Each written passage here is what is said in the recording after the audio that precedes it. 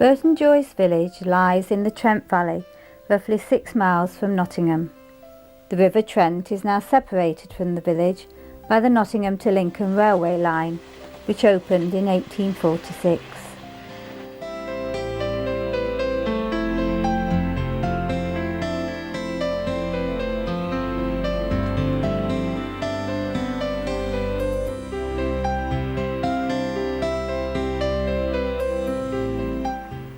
The population of the village has grown from 668 in the late 18th century to approximately 3,500 today, with major expansion taking place in the 1960s, when large areas of green land within the village were finally developed.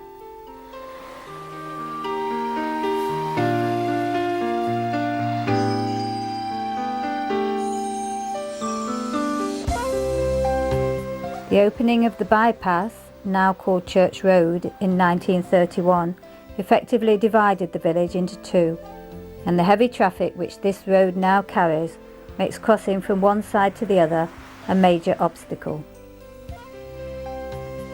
A focal point of the village is St Helen's Church, which, as it stands today, is mainly of Victorian origin, although it is thought a church has stood on this site for about 1,000 years.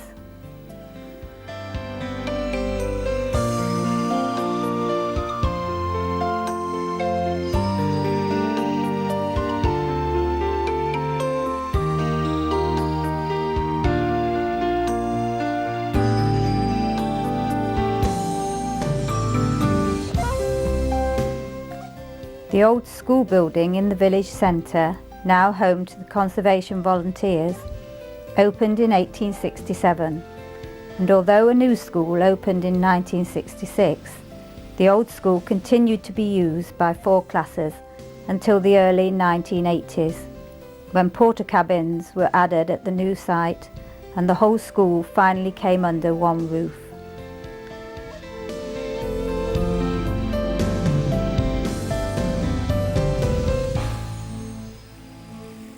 Burton Joyce dates back to Norman times, and until the late 18th century was mainly an agricultural community.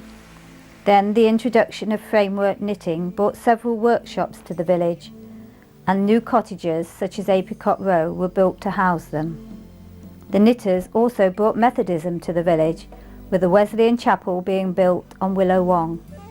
This was later replaced by the present building on Main Street in 1907.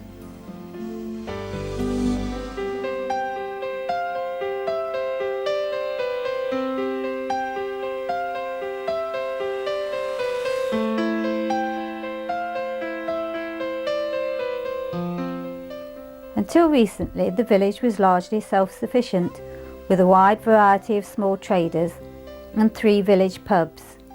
However, the opening of the present Co-op supermarket and other large retail outlets nearby have resulted in the closure of many small shops, unable to compete as more and more people shopped outside the village.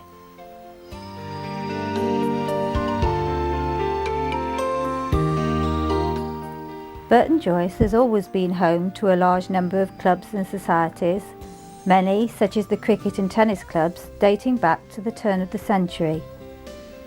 The Women's Institute, formed in 1919, played a major part in encouraging the building of a village hall in 1925, and they still meet there on a regular basis today. Although Burton Joyce has changed considerably in recent years, much of it is still recognisable from a century ago, and it is still considered a very nice place to live.